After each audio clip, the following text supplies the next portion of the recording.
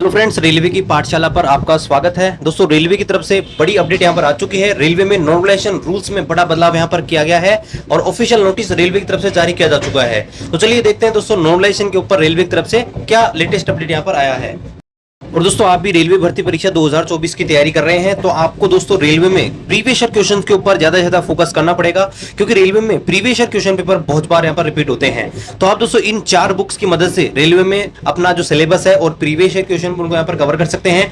Mathematics के लिए ये वाली बुक ले सकते हैं जिसमें चैप्टर वाइज और टाइप वाइज रेलवे के सारे प्रीवियस ईयर क्वेश्चन पेपर दिए गए हैं। इसी प्रकार रीजनिंग के लिए आप ये वाली बुक ले सकते हैं जिसमें प्रीवियस ईयर क्वेश्चन सारे के सारे कवर किए गए हैं।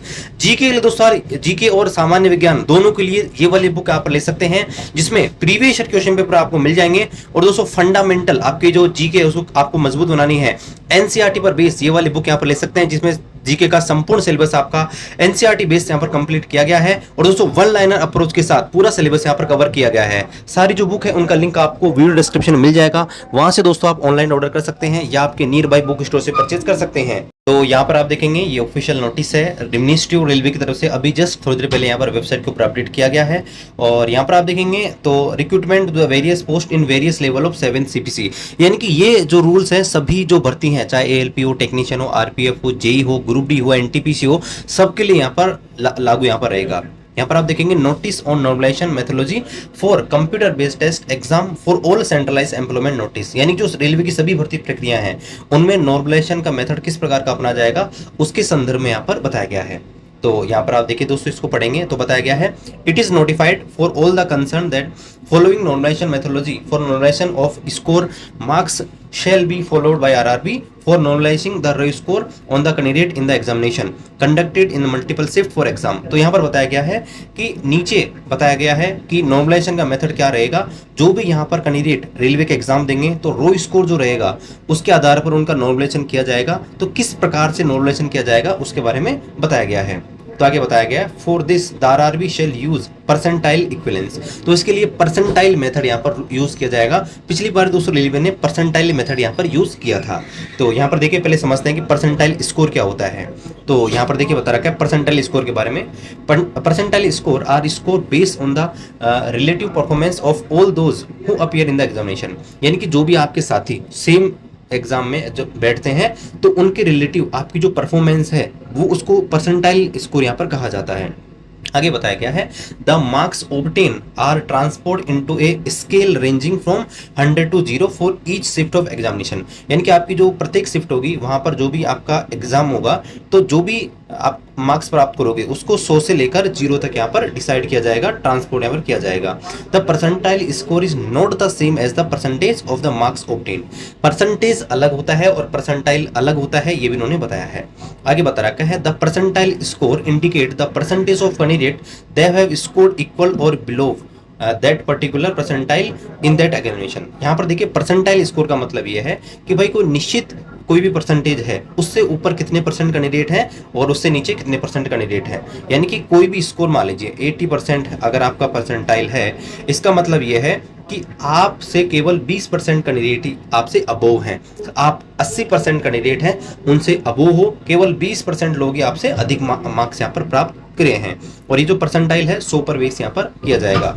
The mark obtain in between the highest and lowest score are converted approximate percentile, और जो भी मार्क्स आप प्राप्त करोगे तो उसमें आपका जो भी मार्क्स है उसको यहाँ पर अप्रोगेट परसेंटाइल में यहाँ पर कन्वर्ट कर दिया जाएगा।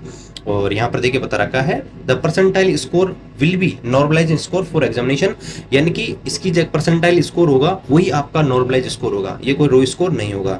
आगे बताया गया है, the percentile score of candidate in a particular shift will be calculated as below, यानी कि निम्न प्रकार से परसेंटाइल स्कोर है उसकी कैलकुलेशन यहाँ पर की जाएगी। तो यहाँ पर देखिए परसेंटाइल स्कोर क्या आएगा, तो यहाँ पर आप देखेंगे number of candidate appeared in the shift with raw score equivalent और लेस देन द कैंडिडेट, यानी कि कितने कैंडिडेट हैं जिन्होंने आपके बराबर या आपसे कम मार्क्स प्राप्त करे हैं। ठीक है, मान लीजिए आपको परसेंटाइल निकालना है तो मान लीजिए आपका नंबर 80 आ रहा है, तो कितने कैंडिडेट हैं जो 80 या 80 से कम अंक प्राप्त किए। यहाँ पर देखिए number of candidate appeared in the shift with raw score equal और लेस देन द कैंडिडेट्स। ठीक है, तो ये यहाँ पर लगा जाएगा, अपॉन लगा जाएगा the total number of candidate who appeared in the shift, यानी कि आपकी शिफ्ट में कितने कैंडिडेट हैं जिन्होंने टोटल एग्जाम दी है और उसको 100 से मल्टीपल किया जाएगा।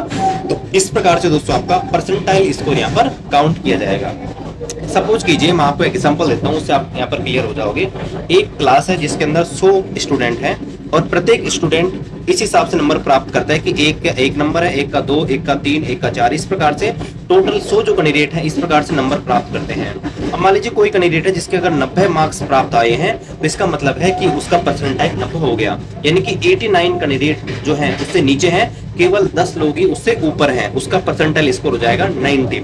आगे दोस्तों यहाँ पर बताया गया है, देखिए the percentile score of the candidate for all the shift would be merge and shall be called RRB score. और यहाँ पर देखिए प्रत्येक शिफ्ट का इस प्रकार से परसेंटाइल स्कोर निकाला जाएगा और उसको मर्ज किया जाएगा और वो जो स्कोर होगा वो दोस्तों आपको आरआरबी स्कोर यहाँ पर कहलाएगा और उसी के हिसाब से आपका फाइनल जो रिजल्ट है यहाँ पर प्रिपेयर होगा, मेरिट वगैरह उसी से डिसाइड यहाँ पर होने वाली है।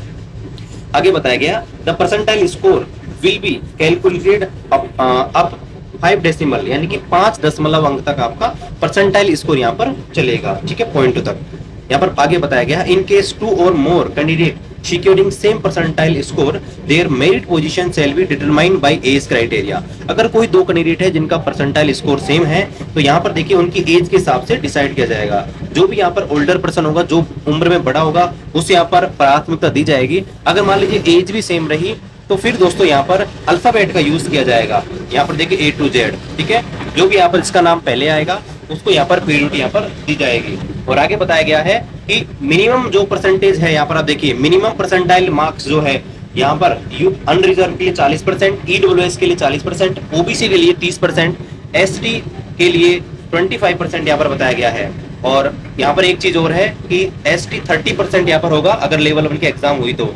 आगे बताया गया है for this normalize score of each candidate will be calculated as detail below which be basis on deciding who are candidate that have scored minimum percentage score qualifying criteria। और यहाँ पर देखिए बता भी रखा है कुछ एग्जांपल देखिए कि भाई किस प्रकार से आपका यहाँ पर कैलकुलेट किया जाएगा। तो यहाँ पर देखिए एक बेस शिफ्ट यहाँ पर मानी जाएगी और उस बेस शिफ्ट के आधार पर आपका कैलकुलेशन किया जाएगा। इस प्रकार का फॉर्मूला है दोस्तों जो यहाँ पर यूज यहाँ पर लिया जाना है। तो दोस्तों ये आपका टोटल फॉर्मूला रहेगा जहाँ पर इस प्रकार से कैलकुलेशन करेंगे, ठीक है। तो यहाँ पर देखिए डाटा हमारे पास है नहीं, आपको एग्जांपल देके हम प्रॉपर तरीके से समझा पाए। बाकी देखिए अगर कोई भी अपडेट आएगा रेलवे संबंधित उसका अपडेट आपको हमारे यूट्यूब चैनल पर मिल जाएगा। तो चैनल को भी सब्सक्राइब करें, शेयर करें और रेलवे भर्ती के बारे में किसी प्रकार का डाउट्स है कमेंट कीजिए। मिलते हैं दोस्तों आपसे अगली वीडियो में, तब तक जय हिंद, वंदे मातरम।